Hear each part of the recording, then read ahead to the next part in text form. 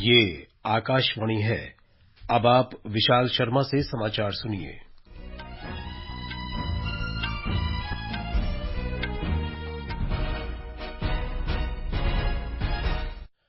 भारत ने कल से नई दिल्ली में शुरू हो रहे 18वें G20 शिखर सम्मेलन की मेजबानी की सभी तैयारियां पूरी कर ली हैं। शिखर सम्मेलन में भाग लेने के लिए विश्व नेताओं का राजधानी पहुंचने का सिलसिला जारी है। अर्जेंटीना के राष्ट्रपति अल्बर्टो फर्नांडेज, नाइजीरिया के राष्ट्रपति बोला अहमद तिनुबू, मॉरिशस के प्रधानमंत्री प्रविंद जगनॉथ, इटली की प्रधानमंत्री जॉर्जिया मेलोनी दिल्ली पहुंच चुके हैं। हवाई अड्डे पर इन सभी विदेशी मेहमानों की गर्मजोशी से परंपरागत भारतीय लोक नृत्य और संगीत के साथ भव्य स्वागत किया गया। अमेरिका के राष्ट्रपति जो बाइडेन और ब्रिटेन के प्रधानमंत्री ऋषि सुनक आज शाम तक नई दिल्ली पहुंचेंगे। प्रधानमंत्री नरेंद्र मोदी 3 दिनों के दौरान विश्व नेताओं के साथ 15 से अधिक द्विपक्षीय बैठकें करेंगे। सूत्रों ने बताया कि श्री मोदी अमेरिका, मॉरिशस और बांग्लादेश के नेताओं के साथ आज अपने आवास पर बैठक करेंगे। कल G20 बैठकों के अलावा Shri Modi Britain, Japan, Germany और इटली के नेताओं के साथ द्विपक्षीय बैठक करेंगे। रविवार को फ्रांस के राष्ट्रपति इमैनुअल मैक्रों के साथ दोपहर भोज के दौरान प्रधानमंत्री बातचीत करेंगे। प्रधानमंत्री का कोमोरोस, तुर्की, संयुक्त अरब अमीरात, दक्षिण कोरिया, यूरोपीय संघ, यूरोपीय आयोग, ब्राजील और नाइजीरिया के साथ भी द्विपक्षीय बैठकों का कार्यक्रम है।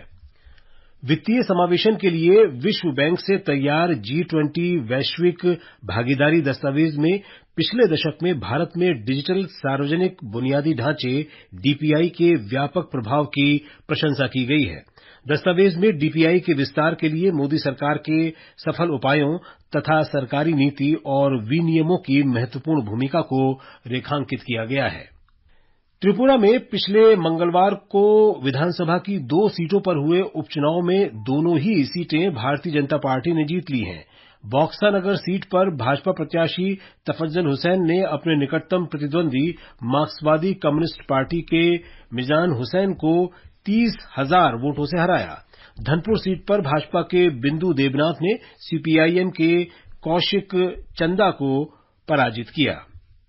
विधानसभा सीटों पर हुए उपचुनाव की मतगणना जारी है। उत्तराखंड में बागेश्वर, उत्तर प्रदेश में घोसी, केरल में पुथुपल्ली, पश्चिम बंगाल में धूपगुड़ी, झारखंड में डुमरी में पिछले मंगलवार को मतदान हुआ था।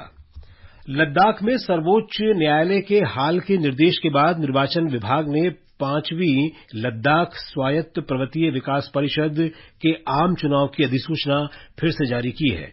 नामांकन पत्र भरने की प्रक्रिया कल से शुरू होगी। मालदीव में कल राष्ट्रपति चुनाव होंगे। वर्तमान राष्ट्रपति इब्राहिम मोहम्मद सोलिह दूसरे कार्यकाल के लिए चुनाव लड़ रहे हैं। मालदीव के चुनाव आयोग ने व्यापक प्रबंध किए हैं। 165 अंतर्राष्ट्रीय प्रेक्षक चुनाव प्रक्रिया का पर्यवेक्षण करेंगे। मालदीव डेमोक्रेटिक पार्टी के श्री सोलिह के अलावा 7 अन्य उम्मीदवार चुनाव मैदान में हैं। इनमें MDP से अलग हो चुके गुट के इलियास लबीब और पीपुल्स नेशनल कांग्रेस के मोहम्मद मुइजू प्रमुख हैं। मतों की गणना कल शाम 4:30 बजे से होगी। भारत के रोहन बोपन्ना और उनके ऑस्ट्रेलियाई जोड़ीदार Matthew Ebden US open tennis के पुरुष युगल के फाइनल में पहुंच गए हैं। कल रात उन्होंने न्यूयॉर्क में निकोलस माहुत और पियरे यूजुएस हर्बर्ट की फ्रांसीसी जोड़ी को हराया।